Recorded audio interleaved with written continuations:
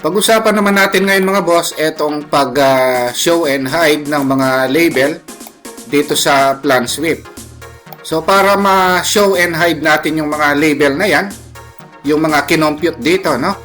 So pwede tayong pumunta dito sa view, and then eto siya, no? Show labels and hide labels. Pati yung mga digitizer, no? Pwede nating i-show and hide yung mga yon. Subukan natin. Show label. So ito yung mga label, no? Ito yung mga kinompute natin kung ilang square meter, no? Yung mga tiles, yung mga area, no? So pwede nating i-hide yan or i-show, no? Kung gusto nating naka-hide, click, ayan, no? Yan yung show and hide, no? Dito sa plan sweep. Kung gusto nating i-show and hide din yung digitizer, no? Yung digitizer item, yung area natin, pinag-compute, no? So, ito yon, click, show digitizer. Ito yung mga yun, yung mga count, yung mga area, no? So, kasi dito, kung compute tayo ng area, kung nagbibilang tayo ng mga pinto, bintana, no? So, pwede nating makita yan or pwede rin namang itago. So, dito yan sa view, tapos show label, hide labels, no? Tapos, show digitizer, hide digitizer item. So, ayun, no? Nakatago na siya, no? So, ang daling gamitin ito. Kung sa gabal, pwede niyo namang i-hide, no? Okay, punta tayo sa susunod na topic naman. Ngayon na merong portion dito kung gusto nating lagyan ng bagong file, no? Halimbawa, itong TNB o itong CR, no? Gusto nating gumawa ng bagong file at separate ito. Meron tayo rito, pwede nating i-click yung page, ito, no? Yung page tab, and then hanapin natin ngayon yung crop as new page, no? So, click yung crop as new page icon, and then magbabox lang tayo rito. So, ibig sabihin itong portion na ito, na-crop na yan at may bagong page na yan, na? So, lagyan natin ng name. Halimbawa, TNB, no? TNB1, then okay. So ano para sa inyo mga boss, eto na, oh, yung file na yan. So kung gusto nating tingnan yung iba pa, ito yung ibang mga file, oh. Ayan, oh. Ayan yung TNB1, no? So naka-separate na siya. At iba na yung file niya, no? Ngayon, kung gusto natin bumalik sa dati, eto siya, no? Ayun. So, napakadali, no? Halimbawa, itong portion nito gusto nating i-email kay boss, no? So, pwede nating i-separate file ito, no? So, ang gagawin natin, gaya ng ginawa natin kanina, punta tayo sa page, and then, crop as new page, click tayo. Ayun, lagyan natin ng name, no?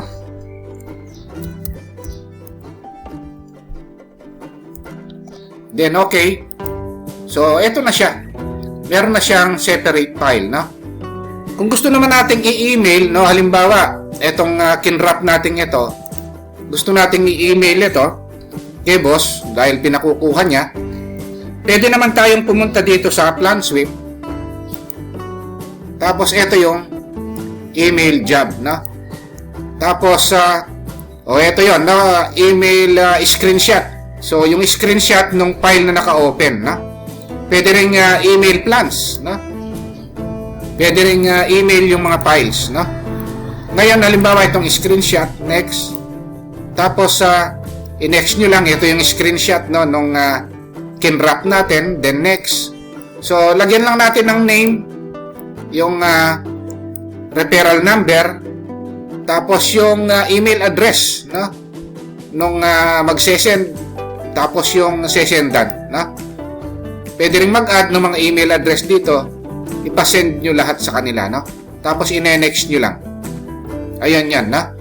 Pag-usapan naman natin ngayon mga boss, etong tungkol sa Bluebeam naman, no. Paano ba pag on and off netong label na ito dito sa Bluebeam?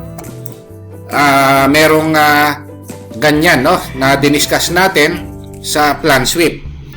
So dito kung gusto nating i-on and off yan, select lang natin yung object, and then dito meron tayong makikitang show caption. So on and off lang natin, check and check lang natin itong show captions. Ayan, nawawala siya. Ayan yung way para ma-on and off natin yung captions dyan. Actually, pati yung label, uncheck nyo lang. Ito yung label, yung length, pwede rin natin i-off, yung area, no? Uncheck lang natin, no? Ngayon, pwede rin nyo rin i-check, uncheck itong volume, depth, wall area, width, height, no? Ayan yung dito sa Bluebeam, no? So, kung meron sa plan sweep, meron din naman dito sa Bluebeam, no?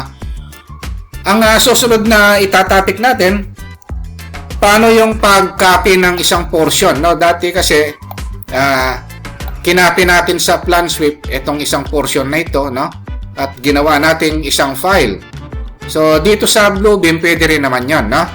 So para magawa 'yan dito sa Bluebeam, meron din naman ganyan. Pupunta lang tayo sa edit menu. Ito 'yan, no?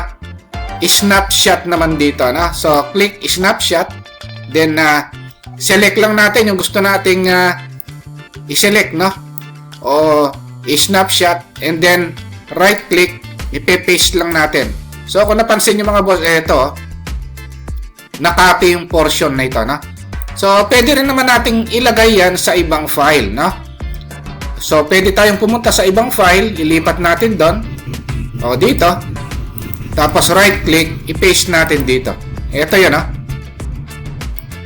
Ayan siya, no? Kaya pwede tayong kumuha ng mga portion by portion, no? Kung gusto niyo mang i-delete, click nyo lang then delete, no?